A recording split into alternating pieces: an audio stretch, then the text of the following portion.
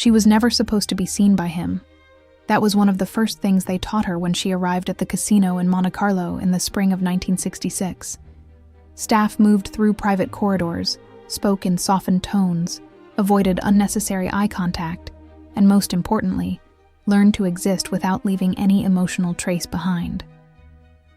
Guests came to Monaco to forget time, forget responsibility, forget consequence. And the people who served them were expected to become part of that illusion. Quiet hands, passing shadows, lives that unfolded somewhere else, beyond chandeliers and orchestras. It was not a cruel rule. It was simply the way things worked. Men like Laurent Devereaux did not notice women like her. Men like Laurent Devereaux were introduced in newspapers, applauded at charity galas, photographed beside ambassadors and actresses, rumored to be engaged to women whose names belonged to old houses and older fortunes. Women who arrived through the front entrance. Women who had never needed to memorize which corridors allowed them to pass unseen between dining rooms and gaming halls.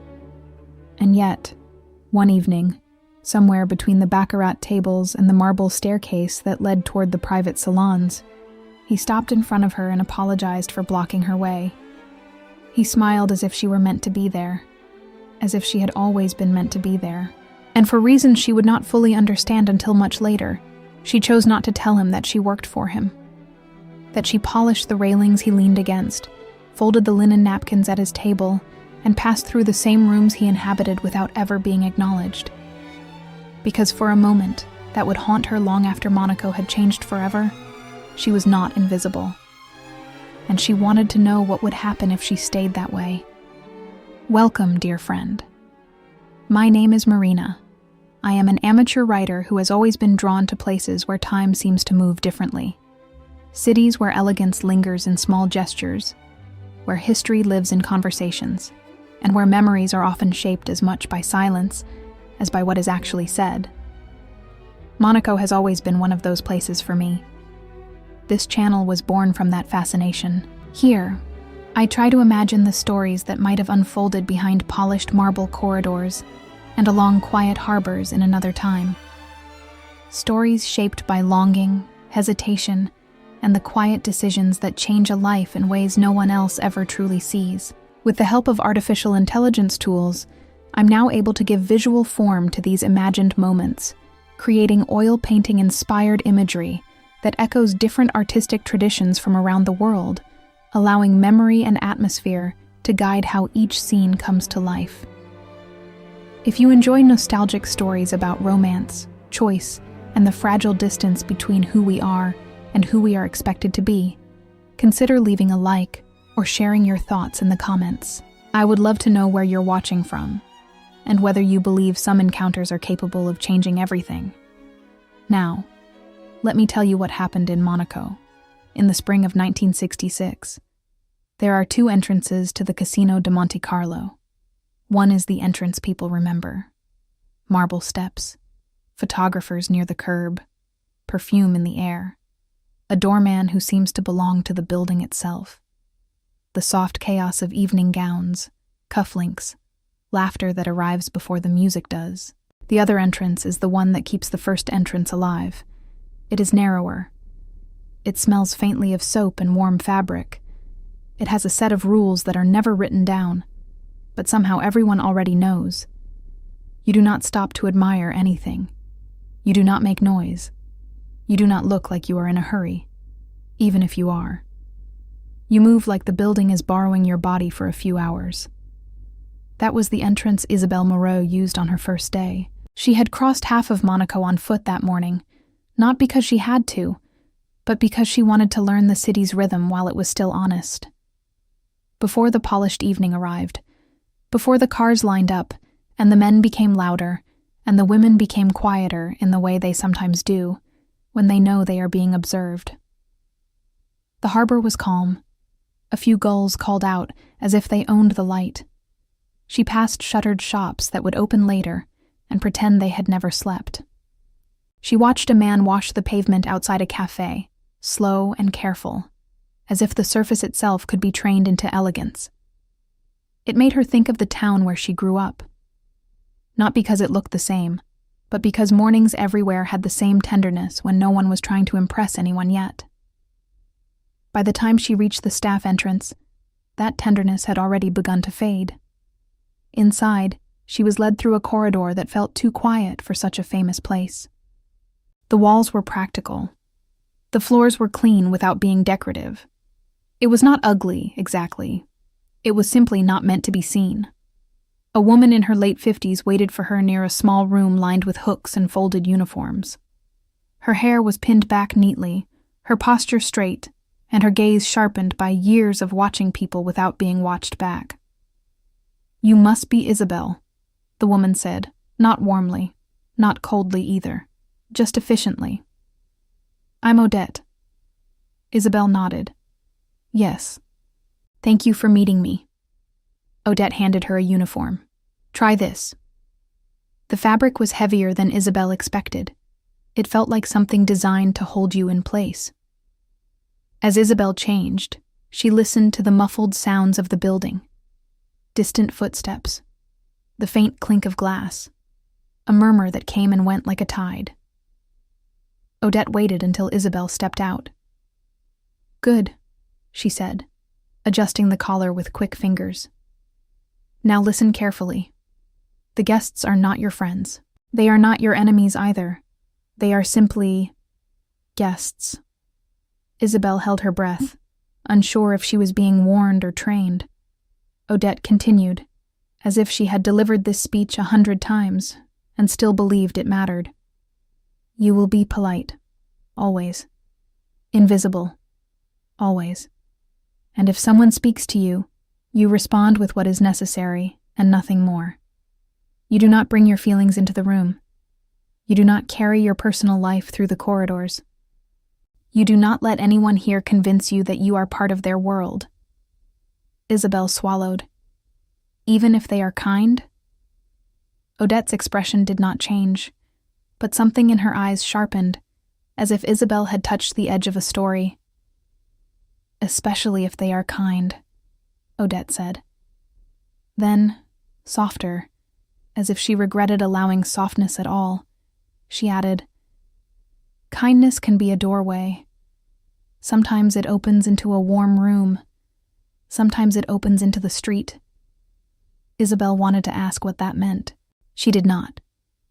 She simply nodded, because nodding seemed like the safest form of intelligence. Odette led her through the back passages, explaining her tasks. Napkins, linens, minor cleaning between events.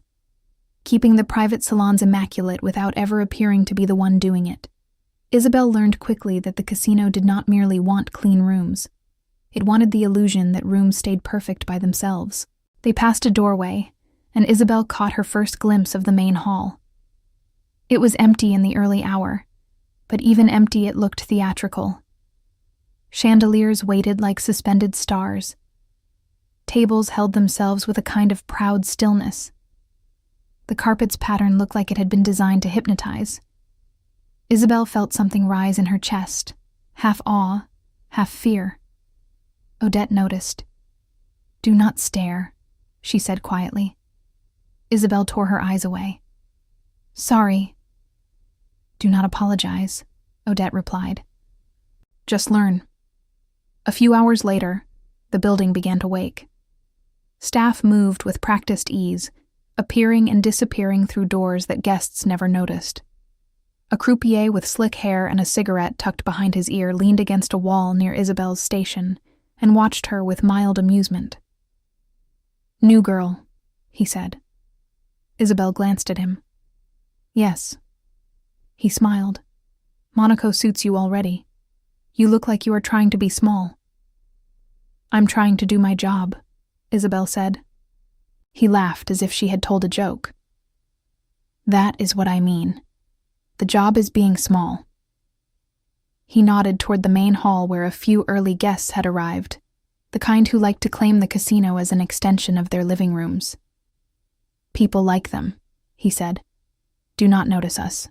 Not unless they are bored, or lonely, or looking for something they cannot buy in the usual way." Isabel did not like how casually he said it. "And what do they look for?" The croupier shrugged. A mirror. A distraction. A story. Depends on the night. Before Isabel could respond, Odette appeared, and the croupier straightened slightly, as if the older woman had authority that even charm could not dissolve. "Isabel," Odette said.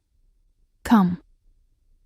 They crossed a side corridor, and Isabel carried a tray of neatly folded linen, her hands steady, her posture careful. She focused on the rhythm of her steps, on the idea of being useful without becoming visible. Then she saw him. He was not surrounded by noise like the others. There was no crowd leaning in, no one laughing too loudly, no performance. He stood near a porter who was struggling with a heavy arrangement of flowers, the kind meant to suggest abundance without ever admitting effort. The man reached for one side of the load and lifted it as if it were nothing.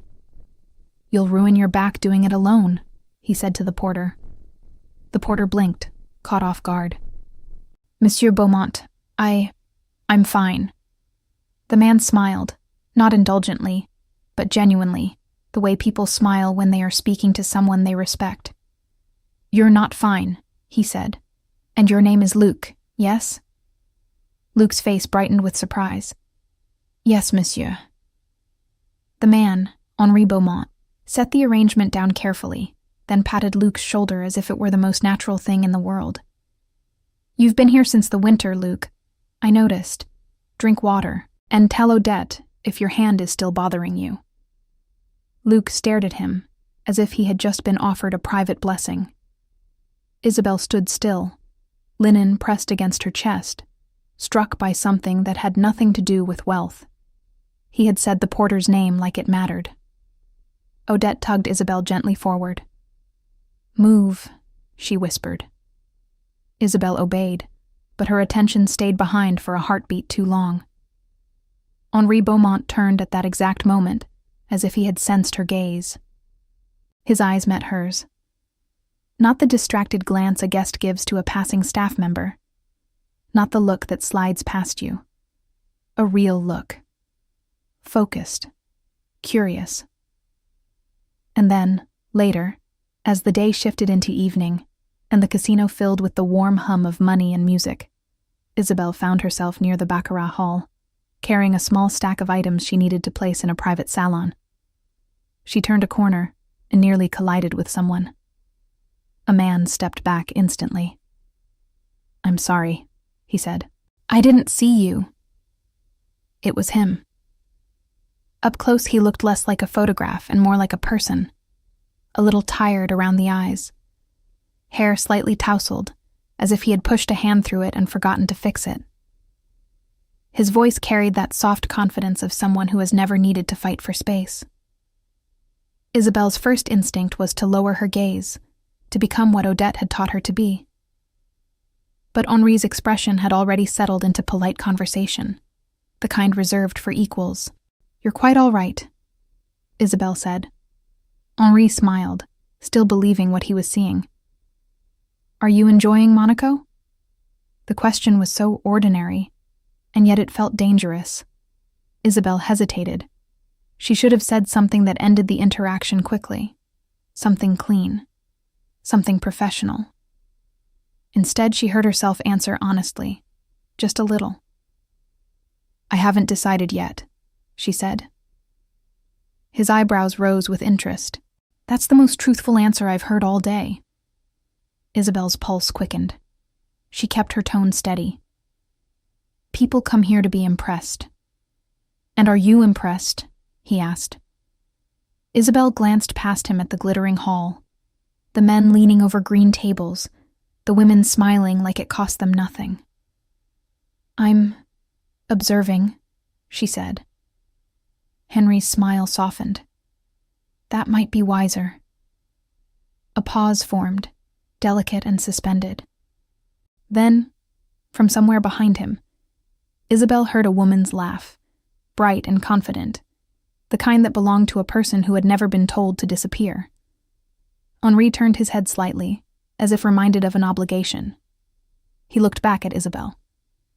"Forgive me," he said. "Of course," Isabel replied. He stepped aside and she passed him, her shoulders straight, her face composed.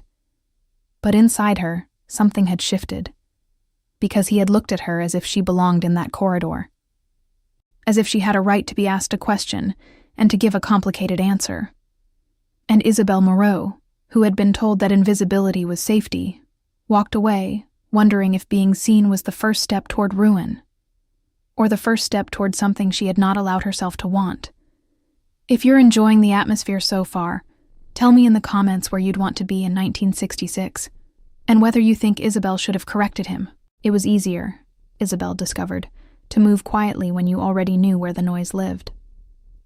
By the middle of her first week, she had learned which corridors carried the sound of laughter from the gaming rooms, and which ones remained insulated by thick walls and polite architecture. She knew when the orchestras began rehearsing by the faint vibration in the service stair railings. She knew which guests liked their tables moved slightly closer to the windows, even if they never asked for it directly. Monaco did not shout its expectations. It implied them. And Isabelle, who had always been good at understanding what people wanted without them saying it aloud, found herself adapting with unsettling ease. Only one thing refused to settle. She had not seen Henri Beaumont again, which should have been a relief. The first encounter had been an accident, a misreading, a harmless confusion that would have corrected itself naturally over time. Guests forgot faces all the time. Staff became part of the furniture, part of the movement of the room, a passing function rather than a memory. That was how it was meant to be. Still, on the third evening of her shift, while she folded linen beside the private salon entrance, she heard his name mentioned behind her. "She's been with him at every function since January," someone whispered. "My cousin saw them together at the opera in Nice." Isabelle did not turn. She did not need to. "Everyone says it will be announced by summer," another voice replied. "Her family has been waiting for years." Isabelle pressed the linen flat, careful to smooth the edges. "Who?" she asked quietly, hoping her voice sounded as neutral as it felt. The first woman lowered her tone further. "Mademoiselle Vivienne Armand." The name moved through the corridor like perfume. Old money. Discretion. The kind of elegance that did not require explanation. Isabelle had seen women like that before in magazines left behind on cafe tables, women whose lives seemed to exist in a separate geography from her own. "Is she often here?" Isabelle asked. The woman beside her smiled without looking up. Where else would she be? The evening passed without incident. Until it didn't. Isabelle had just stepped into one of the side hallways that connected the dining rooms to the private gaming salons when she heard footsteps approaching from the opposite direction. She moved instinctively to the side, lowering her gaze in the practiced way Odette had shown her. But the footsteps slowed, then stopped. "Mademoiselle? Monaco has not yet impressed you, I hope?" The voice was unmistakable. Isabelle looked up. Henri Beaumont stood a few feet away, his expression warm with recognition rather than surprise. For a moment, she wondered if she had imagined the first encounter entirely. If this was how he spoke to everyone. If kindness was simply another language spoken fluently by men who had never needed to worry about misunderstanding. "You remember," she said, before she could stop herself. Henri tilted his head slightly, amused. "Of course I do," he replied. "You were observing." The word landed between them with quiet weight. "And now?" he asked. "Have your observations improved your opinion?" Isabelle hesitated. She could hear Odette's voice in her mind, reminding her of distance, of necessity, of the safety of being forgettable. "It is very beautiful," she said carefully. Henri studied her for a moment, as if deciding whether to accept the answer. Then, from somewhere behind him, came the sound of approaching heels. Measured, confident, unhurried. Henri turned slightly as the woman came into view. She was exactly what Isabelle expected. Vivienne Armand moved through the hallway, as if she had been born knowing where to stand in a room. Her dress was understated in a way that required wealth to maintain. Her posture was effortless. She did not glance around to see who might be watching. She assumed they already were. "Henri," she said lightly, "they're waiting for you." Her gaze shifted to Isabel, not sharply, but with interest. For a second too long. Henri gestured politely. "Mademoiselle Armande, this is—" Vivienne smiled before he could finish. "Of course," she said. "Bonsoir." Her tone was pleasant, perfectly so, and yet there was something beneath it, a curiosity that did not belong to friendliness, something that suggested Isabel had already been placed somewhere within an invisible order, somewhere below. Isabel returned the greeting, her voice steady. "Bonsoir." Vivienne's smile widened slightly, as if amused by something she had decided not to explain. Then she turned back to Henri. "Shall we?" Henri nodded, offering Isabel a final polite glance before stepping aside. Isabel watched them leave together, not touching, not needing to, because the distance between them did not feel like absence. And for the first time since arriving in Monaco, Isabel wondered whether kindness could exist without intention, or whether she had misunderstood something that Vivienne Armand clearly had not.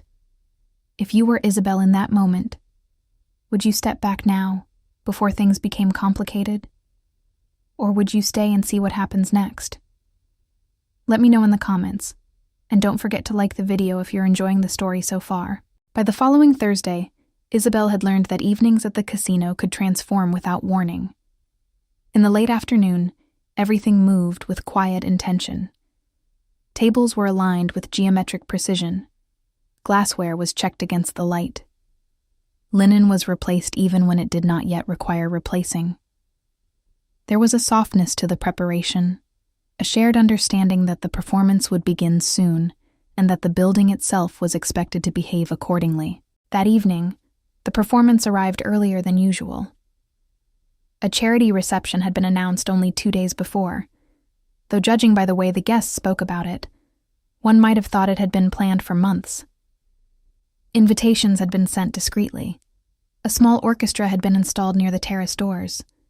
The air carried the faint scent of polished wood and citrus. Isabel had been assigned to assist near the reception hall, a position that allowed her to move in and out of the main room without being seen as interrupting it. Or at least, that was the intention. Guests began arriving shortly after sunset, women in pale fabrics that caught the light without reflecting it, men whose suits were tailored in ways that seemed to remove gravity from their shoulders. Conversations rose and fell in low tones, like waves deciding whether to break. And then Henri Beaumont entered. He did not announce himself. He simply appeared at the threshold, pausing long enough for the doorman to greet him by name. He was not alone. Vivienne Armand walked beside him with the ease of someone who had never needed to ask permission to be present. Her dress was a soft shade of blue that Isabel could not name precisely, something between dusk and water. Her hair was pinned in a way that suggested effort without revealing it.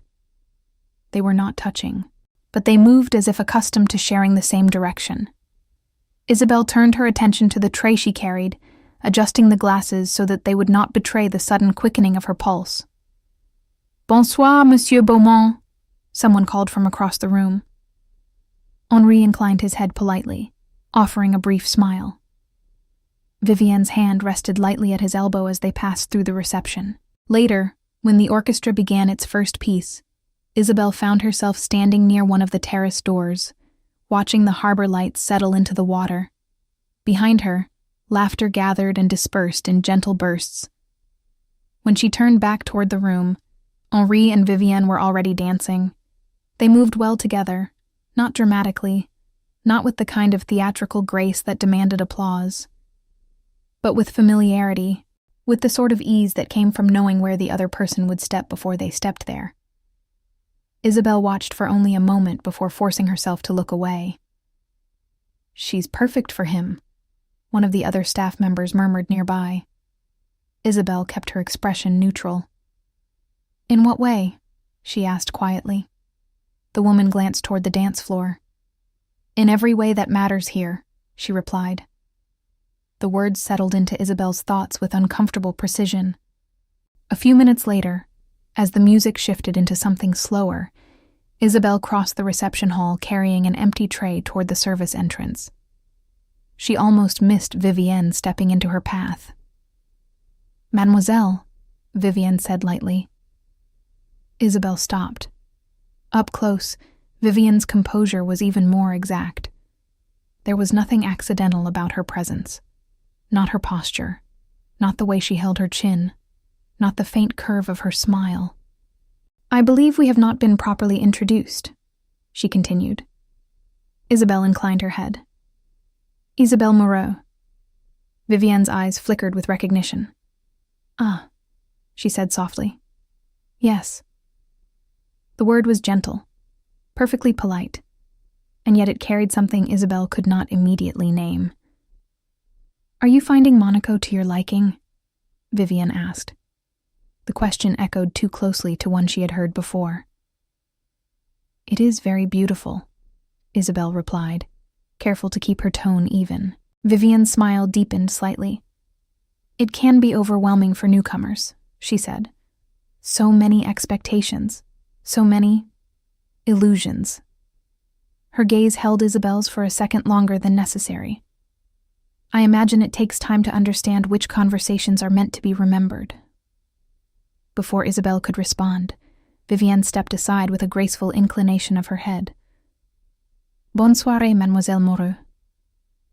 Isabel resumed walking, though she was no longer certain where she had intended to go, because it seemed that something she had believed to be private had already been noticed.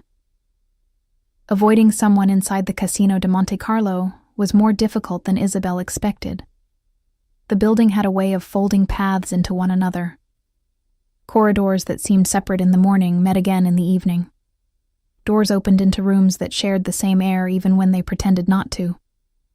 Guests crossed the same marble floors staff had polished an hour before, unaware that the silence beneath their steps had been carefully arranged. For 2 days after the reception, Isabel moved with deliberate caution. If she saw Henri Beaumont entering the main hall, she chose a different staircase. If his voice reached her from the terrace, she waited until it faded before stepping into the corridor. When his name appeared in conversation, she focused on her task until it passed. It was not anger that guided her. It was clarity. Vivienne Armand's words had not been openly cruel. They had not needed to be. They had simply rearranged something Isabel had been trying not to examine too closely. A private interaction, once noticed by someone who understood the social order of Monaco, could become something else entirely. Something visible. Something intentional. And Isabel had not come here to be intentional. She had come here to work. On the third evening, her shift extended later than usual. The charity reception had required adjustments to the private salons, and one of the dining rooms had needed to be reset entirely after a small incident involving spilled wine and a guest who insisted the tablecloth had betrayed him personally. By the time Isabel returned her final tray to the service kitchen, the building had already begun to quiet. The orchestra had packed away its instruments. The gaming tables had lost some of their urgency. The air carried the softened fatigue of satisfaction. Odette glanced up as Isabel approached. "You can leave," she said. Isabel nodded, grateful for the permission. She changed quickly, folding her uniform with care, before placing it on the hook assigned to her. The corridor outside felt cooler now, the night air slipping in through the narrow staff entrance as she pushed the door open. Rain met her immediately. Not the gentle kind that could be ignored. A steady fall that blurred the harbor lights into uncertain halos and turned the pavement into a mirror that reflected everything without distinction. Isabel hesitated beneath the awning, watching the street. Her tram would arrive in 15 minutes, perhaps 20, in weather like this. She stepped forward anyway. The rain soaked through her coat almost instantly, cold against her wrists. The sound of it against the pavement softened the distant traffic into something indistinct, as if Monaco itself had decided to lower its voice for the evening. "You'll ruin your shoes." Isabel turned. Henri Beaumont stood a few steps behind her, one hand resting lightly on the roof of a dark car. The driver was not yet visible.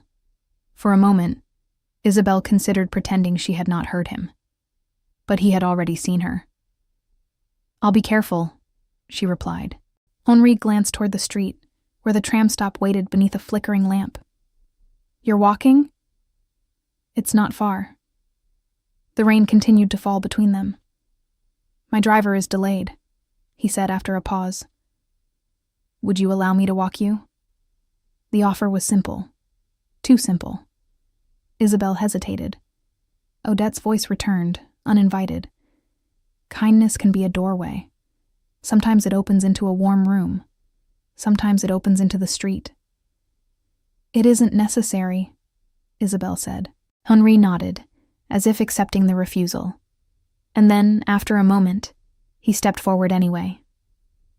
"I know," he replied. "But it is raining." They began walking without further discussion. The pavement glistened beneath the streetlights.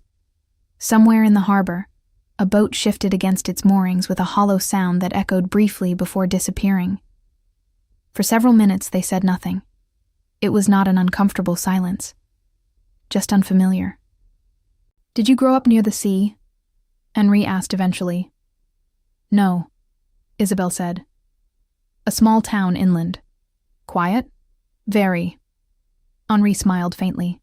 "Mine was louder, but only in the summer."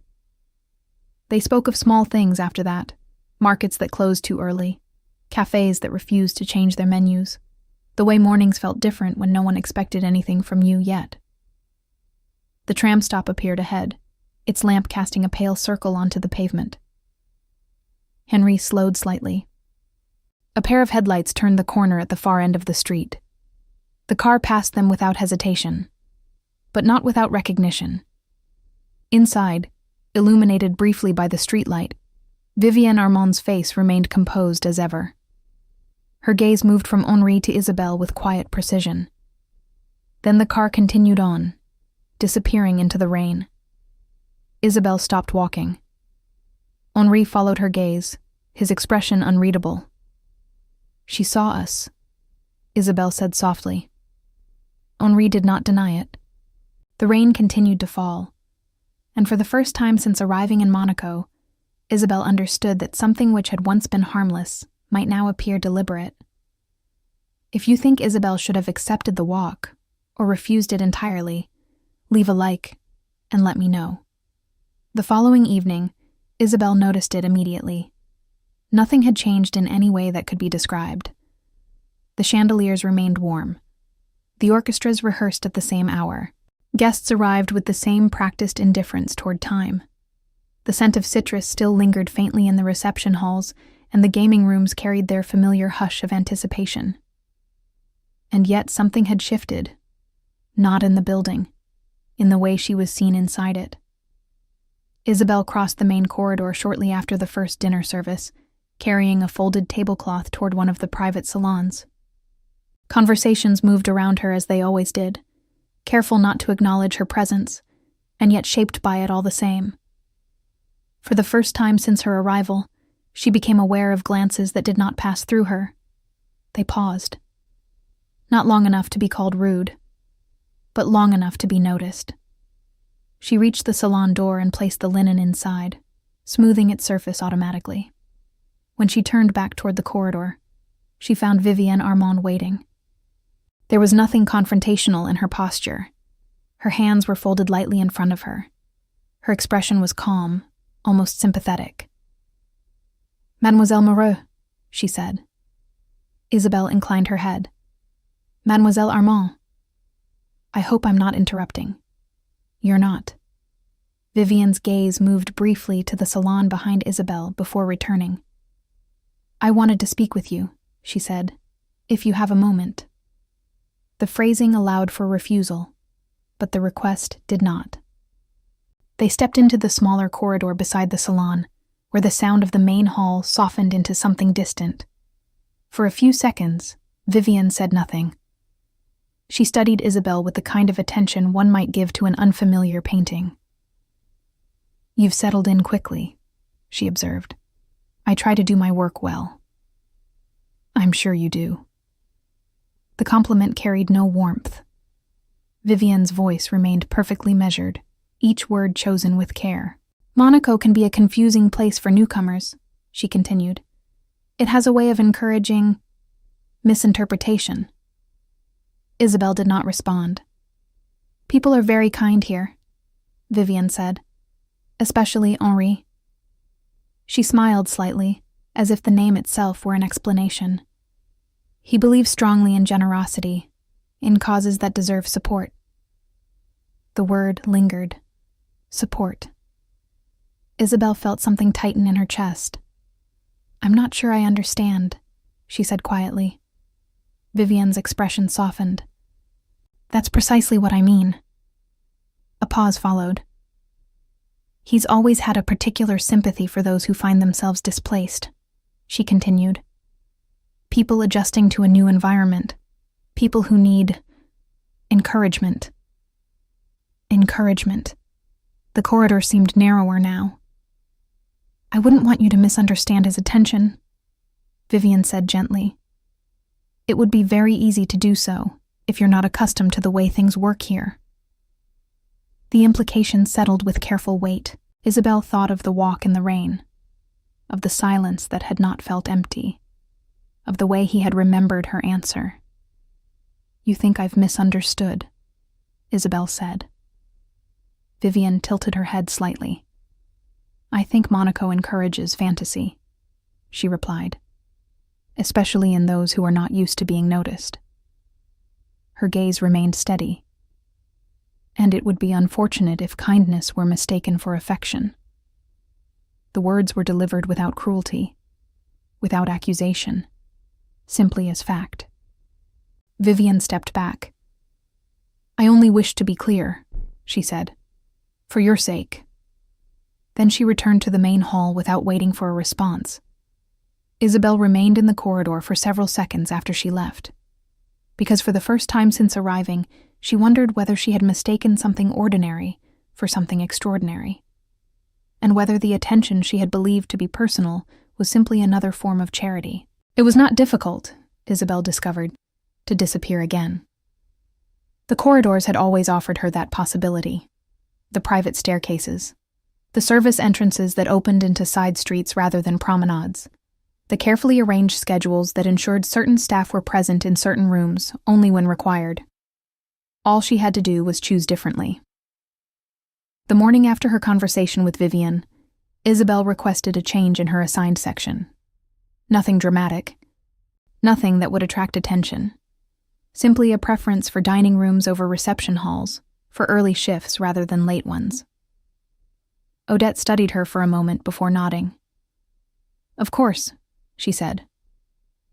No questions were asked. That evening, Isabel worked near the Western Salon, where guests preferred privacy and conversations rarely rose above a murmur. She polished glassware that would never notice her, and replaced linen that would never remember being touched. She did not see Henri Beaumont.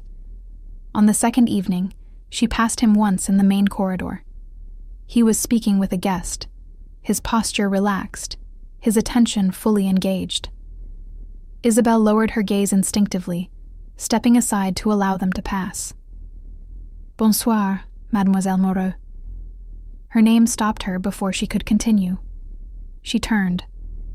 Henri stood a few feet away now, his conversation momentarily forgotten. Bonsoir, monsieur, Isabel replied. Her tone was precise, neutral. He hesitated, as if waiting for something more. How are your observations? He asked lightly.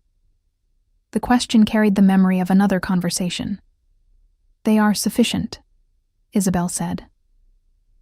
Henri's smile faltered, just slightly. I'm glad to hear it. She inclined her head once more, before continuing down the corridor. Behind her, the sound of his conversation resumed. On the third evening, she avoided him entirely. When his voice reached her from the terrace, she remained in the service room until it faded. When his silhouette appeared near the gaming tables, she adjusted her route through the private salon. It was not dramatic, only deliberate. And deliberate actions, Isabel knew, could eventually be noticed.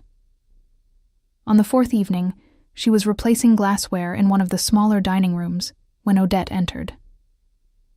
"Mademoiselle Moreau," she said quietly. Isabel straightened. "Yes?" "Monsieur Beaumont asked whether you had been reassigned." The words settled slowly. "I see," Isabel replied. Odette's gaze remained steady. "I told him no." A pause followed.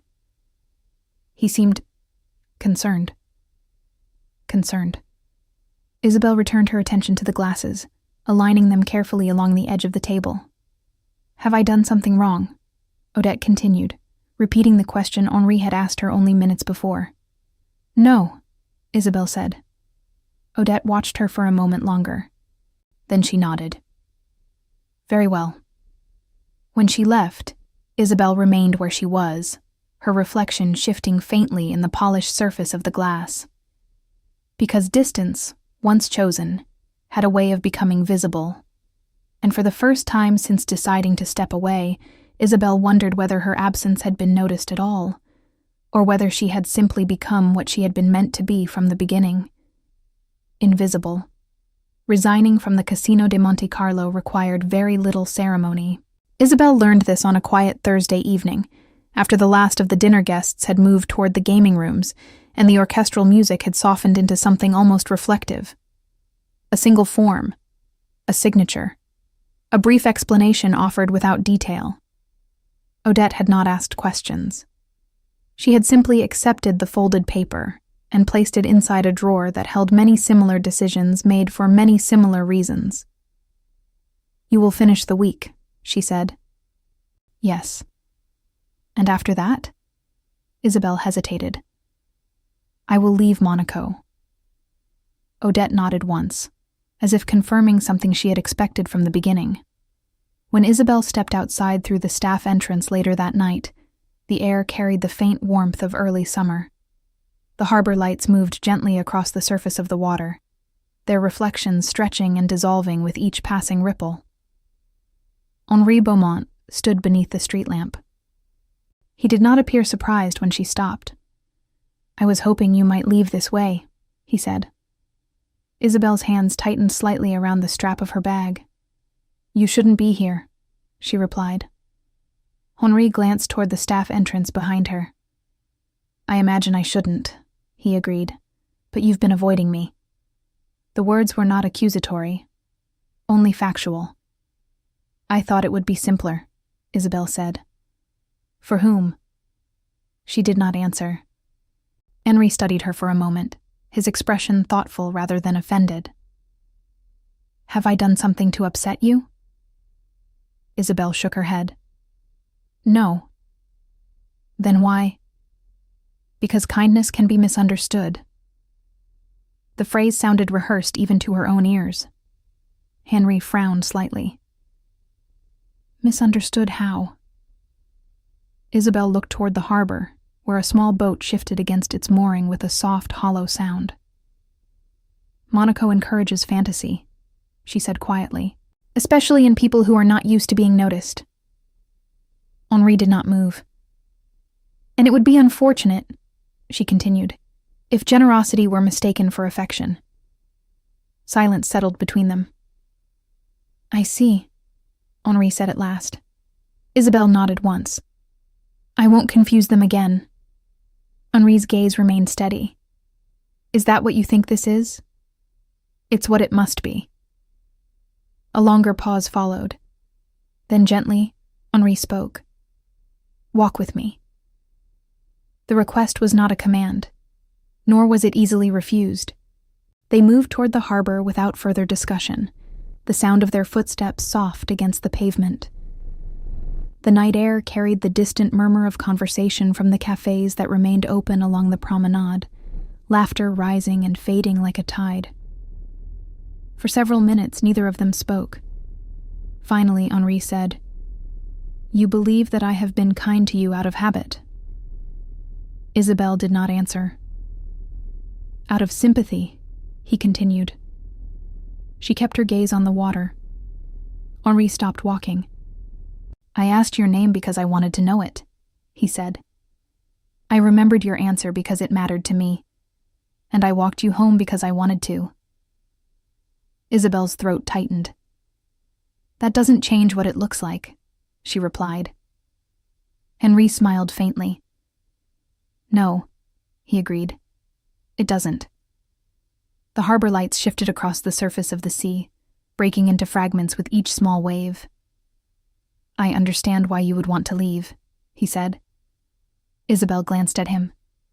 "You do?" Henri nodded. "This is not an easy place to belong." The words were offered without condescension, without distance. "And yet," he added, reaching into his coat pocket, "I find myself unwilling to let you go without saying this." He held out a small, simple ring. Nothing ornate. Nothing designed to impress. "Isabelle Moreau," Henri Beaumont said quietly. "Will you marry me?" The world did not stop. The harbor continued its quiet movement. The cafes continued their conversations. Somewhere behind them, a car passed without slowing. But for Isabel, something settled. Not certainty, not safety, but intention. "Yes," she said. And for the first time since arriving in Monaco, she chose not to disappear. "Thank you for spending this time with me. I hope Isabel's story stayed with you, if only for a little while, like music drifting across the harbor, or the memory of a summer you never quite managed to forget." If you enjoyed this tale, consider leaving a like and subscribing to the channel. It helps these stories continue to exist and allows me to keep bringing moments like this one back to life. Until next time.